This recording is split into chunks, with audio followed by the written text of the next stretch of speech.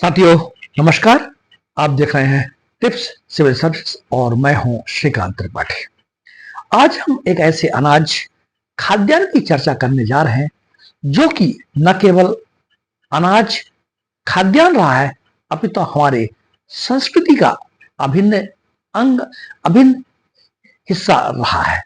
वह खाद्यान्न है काला नमक चावल। इसे ब्लैक साल्ट राइस नहीं कहा जाता, बल्कि इसका नाम ही काला नमक चावल है। आज हम चर्चा करेंगे कि यह काला नमक चावल हमारे इतिहास से, हमारी परंपरा से, हमारी संस्कृति से और गौतम बुद्ध से कैसे जुड़ा रहा, इसे कैसे भौगोलिक संकेतक दिया गया, कैसे इसे भौगोलिक विशिष्ट पहचान दी गई, इसका उत्पादन कहाँ होता रहा और वर्तमान में इसकी क्या स्थिति है, जीआई टैग कैसे दिया जाता है और डब्ल्यूटीओ से इसका क्या संबंध है और काला नमक चावल की क्या विशेषताएं हैं। आज हम ये सब चर्चा के हमारे बिंदु रहेंगे। काला नमक चावल हमारे प्राचीन इतिहास काल में देखने को, सुनने को मिलता है। वास्तव में यह जो उत्तर भारत का क्षेत्र, विशेषकर जो उत्तर प्रदेश है, उत्तर प्रदेश का गोरख, बस्ती, श्रावस्ती, कुशीनगर और गौतम बुद्ध का जो जन्म स्थल का क्षेत्र था, कर्म स्थल का क्षेत्र था, सिद्धार्थनगर, लुम्बिनी और कपिलवस्तु में यह काला नमक चावल बहुतायत में पैदा किया जाता रहा है। गौतम बुद्ध ज्ञान प्राप्त करने के पश्चात जब इन क्षेत्रों में भ्रमण कर रहे थे तो यह काला नमक चावल उन्हें दिखाया गया, बताया गया। इस काला नमक चावल को गौतम बुद्ध ने अपने अष्टांगिक मार्ग के सम्यक आहार में शामिल किया, इसलिए इसे बुद्धा का प्रसाद भी कहा जाता है।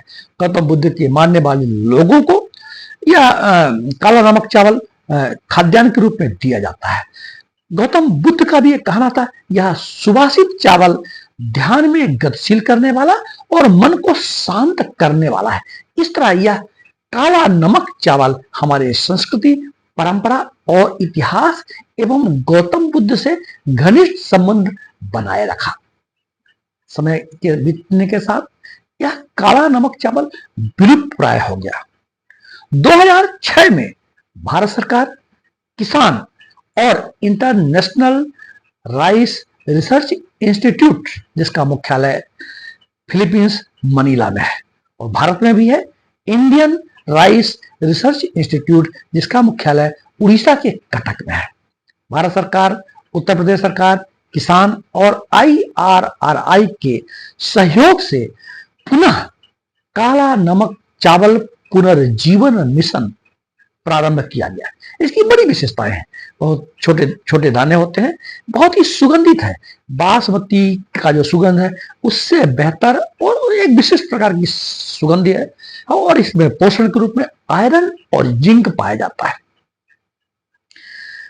वर्तमान में इसका प्रचलन जो चिकित्सा विज्ञान के क्षेत्रों में भी काला नमक चावल को ब्लड प्रेशर के लिए, जो टाइप 2 डायबिटीज होती है, उनके लिए भी काला नमक चावल को महत्व दिया गया है।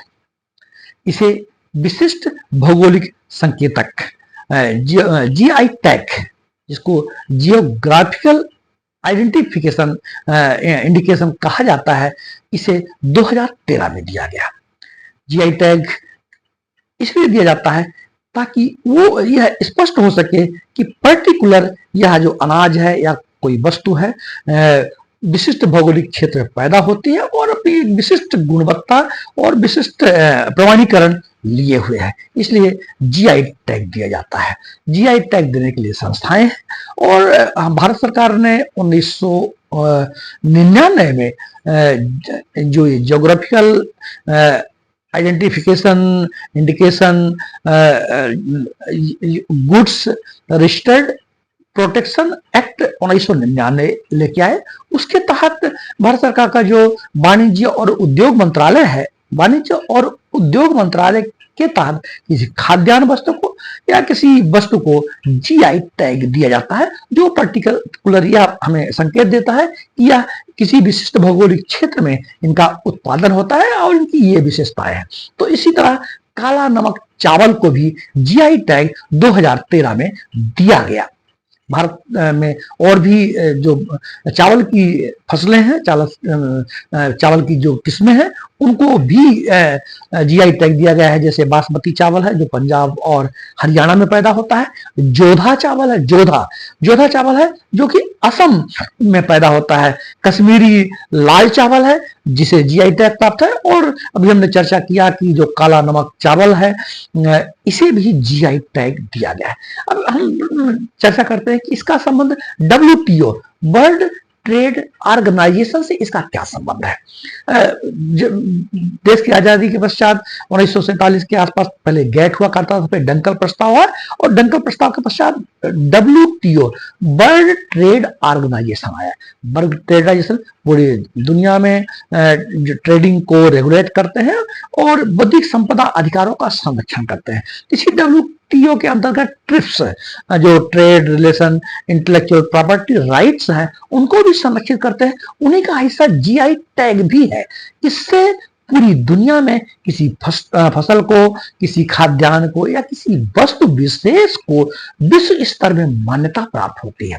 तो इस तरह काला नमक चावल को पुनर्जीवित किया जा रहा है, पुनरुत्पादन किया जा रहा है, और फिर से इस काला नमक चावल का उत्पादन बढ़ाया जा करके हमारी संस्कृति को भी पुनर्जीवित किया जा रहा है। और जैसा कि हमारे गौतम बुद्ध ने कहा था कि एक सुवासित चावल है, तो इसका विकास किया जाना चाहिए, इसको पुनर्जीवित किया जाना चाहिए, और हमारे स्वास्थ्य के दृष्टिकोण से और हमारी परंपरा के दृष्टिकोण से भी यह काला नमक चावल बहुत ही महत्वपूर्ण है, जिसे जीआई टैग प्राप्त है। ये हमें याद रखना चाहिए। ये हमारी परीक्षाओं के दृष्टिकोण से भी बहुत महत्वपूर्ण है। आप इसमें जो इसका जो एक्ट बना हुआ है 99 में, goods registration protection geographical indication act, इसको भी पढ़ सकते हैं, WTO को पढ़ सकते हैं। हमारे देश में अब किन किन वस्तुओं को जीआई टैग प्राप्त हो चुका है, और चावल की जो फसल होती है किस प्रकार की मिट्टी में होती है, किस प्रकार के टेम्परेचर में होती है, ये भी हमें याद रखना चाहिए। साथ ही हमें यह याद रखना चाहिए कि भारत में चावल एक सबसे महत्वपूर्ण प्रथम स्थान पर खाद्यान्न के रूप में उपयोग करने वाली फसल है। गेहूं इसके पश्चात है। चावल का अधिकांश उत्पादन पश्चिम बंगाल में होता है, और कुछ विशिष्ट किस्में पर्टिकुलर क्षेत्रों में, जैसा कि हमने चर्चा किया कि बासमती का जो चावल है पंजाब हरियाणा में होता है, जोधा चावल आसाम में होता है, लाल जो कश्मीरी चावल है, कश्मीरी लाल चावल है, ये जम्मू कश्मीर में होता है, तो इस तरह। और ये जो काला नमक चावल है ये उत्तर प्रदेश, बेसिकली सिद्धार्थनगर, कपिलवस्तु, इन क्षेत्रों में पैदा होता है। तो आज हमने एक विशेष फसल की चर्चा की, काला नमक चावल, जो हमारी संस्कृति और परंपरा का भी अभिन्न हिस्सा रहा है, हमें याद रखना चाहिए। जय हिंद, जय भारत।